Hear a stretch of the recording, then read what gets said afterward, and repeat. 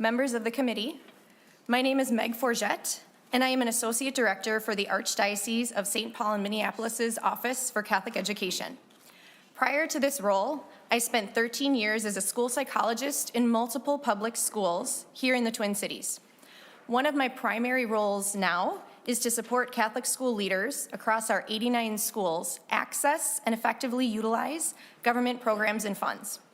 Catholic schools in our Archdiocese serve more than 30,000 students across 49 public school districts spread over 12 counties. These statistics would make us the fourth largest school district in the state if we were able to be recognized as our own district. Our student population is very diverse. 31% of our students are not Catholic, 28% of our students are students of color, while 13% of our students qualify for free or reduced meals.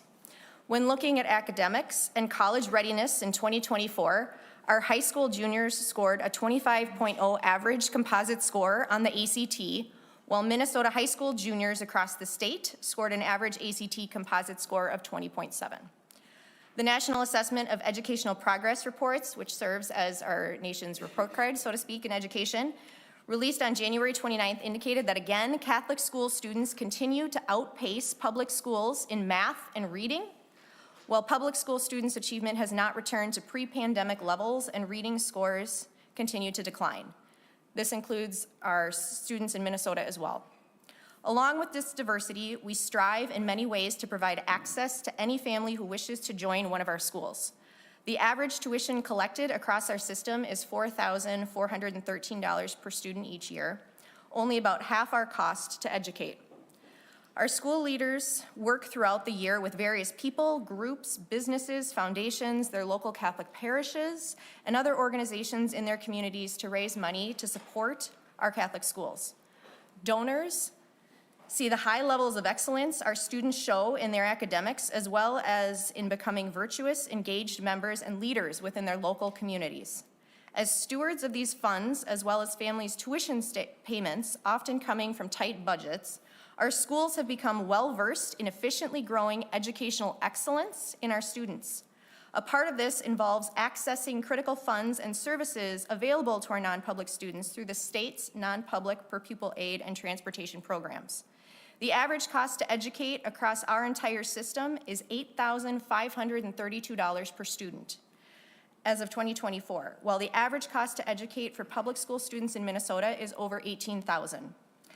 With over 30,000 students in our Catholic school system alone, we are saving the state's education system a significant amount of money every year. So why then would it make sense to cut from the state's budget these non-public education funds?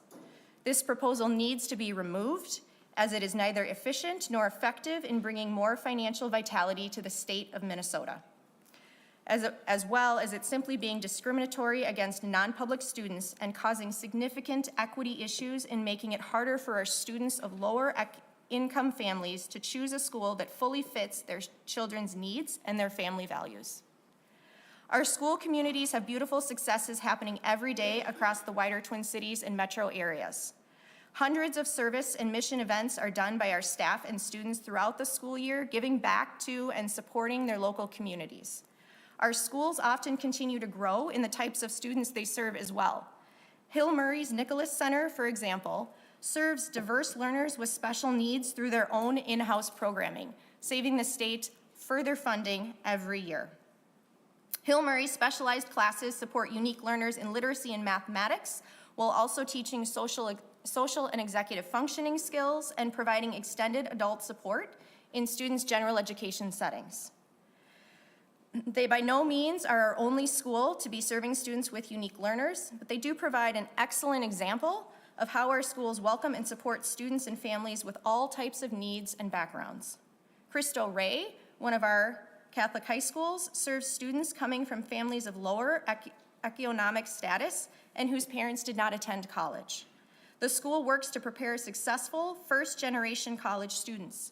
Students not only attend strong academic classes, but also learn about how to be successful as professionals while participating in internships around the Twin Cities. Placements include roles within the legal system, hospitals and clinics, schools, and various other organizations in their community. Our 9 Drexel Mission schools, or our DMS schools, continue to serve families from a variety of ethnic backgrounds as well. An average of 87% of these students are of color, 38% are English language learners, and 69% of these students qualify for free and reduced price meals. DMS students, many whose families pay less than $1,000 or even $500 annually for their tuition, are provided not only a quality education, but also the wraparound services needed by the students and their families. Much of this extended support is provided through our City Connects program, where each school hires a coordinator serving in a social worker role to support families in accessing needed resources, such as food, clothing, after-school care, and medical care, to name a few. These coordinators also provide extended tutoring, counseling, and other needed interventions to students during the school day. Along with our DMS schools, our other 80 schools rely heavily on the state's per-pupil counseling and nursing dollars through non-public funding to help meet students' wellness needs. These dollars allow our schools to have a counselor and a nurse that then significantly impact how students are able to enter their classroom, ready to learn. Despite these many successes our schools and students show us, we also face many challenges that cannot be ignored. In order for our schools to continue educating the way we do, we must continue to have the freedom to educate as we have been, which includes integrating our Catholic faith into all that we do. Our values allow our students to not only develop strong work ethics, but to achieve educational results to their full potential, to not only develop social skills, but virtuous behaviors that lead to positive relationships with all people, and the fundamental understanding that serving others for the common good is critical success in life to work towards, rather than simply working to attain success for only themselves. One specific challenge our system faces related to this is teacher licensure.